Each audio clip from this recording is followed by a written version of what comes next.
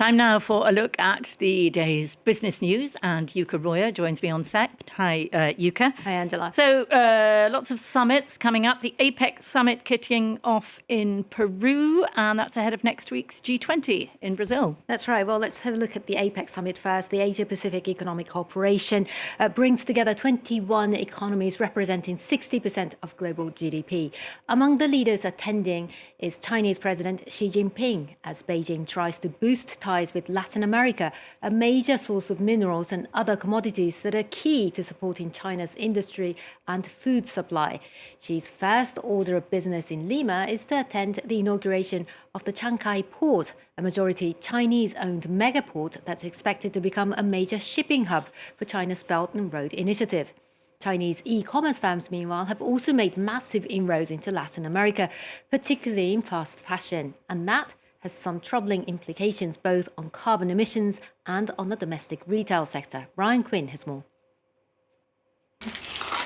In Santiago, Chile, Isidora Olave unwraps her latest outfit, one that traveled nearly 20,000 kilometers to her door from the Chinese ultra-fast fashion giant Shein.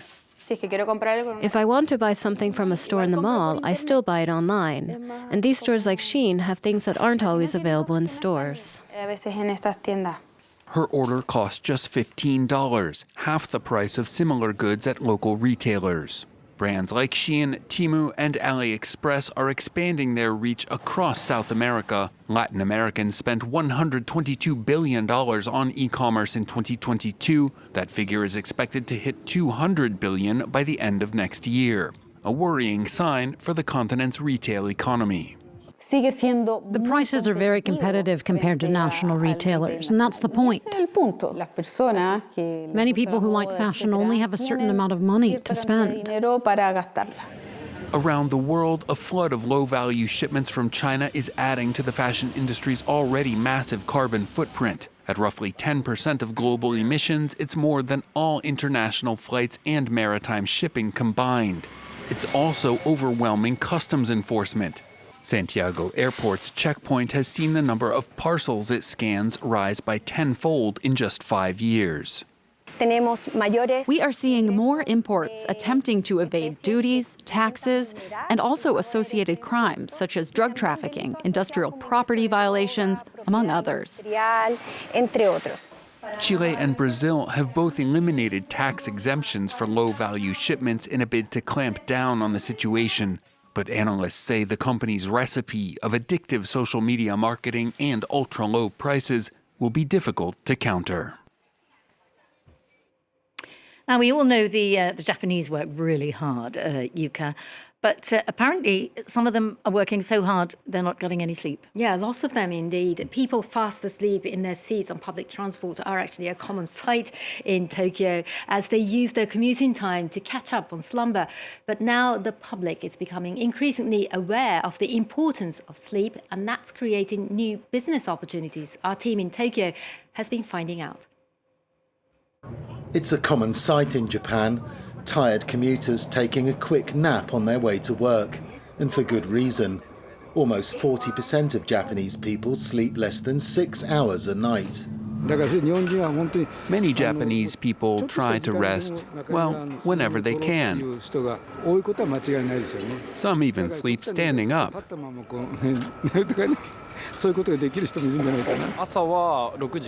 I wake up at 5 a.m. I'm supposed to work from 7 a.m. to 4 p.m. But in reality, I often finish work around 7 p.m. 12 hours of work. The regular working day should last 8 hours in Japan, but many employees put in overtime and go home exhausted. In response, some companies are marketing items to help improve sleeping habits, adjustable pillows, and special pajamas priced at €157. This capsule hotel analyses guests' sleep patterns for between €20 and €75 a night. We spent a night there testing it out.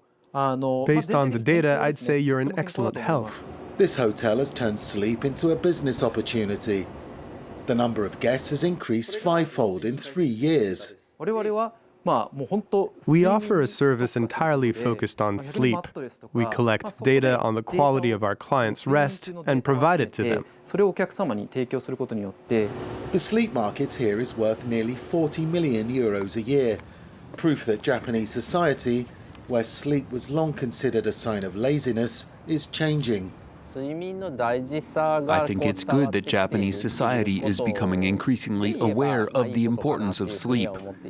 But our rest hours are still too short.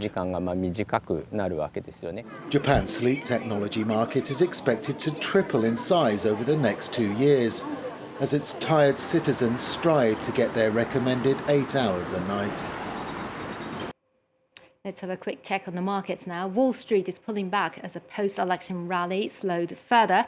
The Dow Jones Industrial Average is down by more than 120 points. The S&P 500 and the Nasdaq also trading in the red.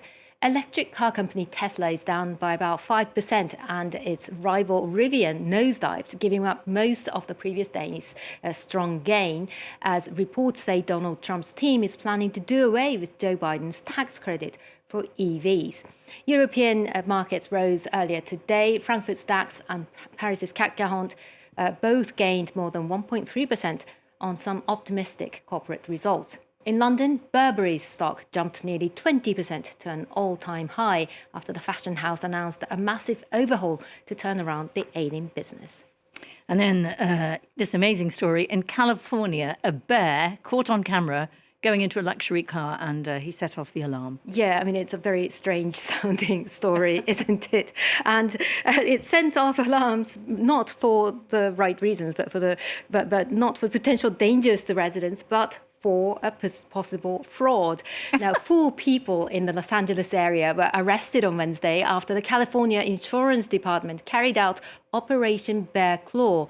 The suspects are accused of defrauding insurance companies out of nearly $142,000 by claiming that a bear had caused damage to their cars. In January, they provided insurers video footage of the alleged bear moving inside a Rolls-Royce and 2 Mercedes, along with photos of damage caused by it, or allegedly caused by it. But staff at one insurance company thought something was off, prompting authorities to investigate. Detectives later found a bear costume in the suspect's home. Unbelievable.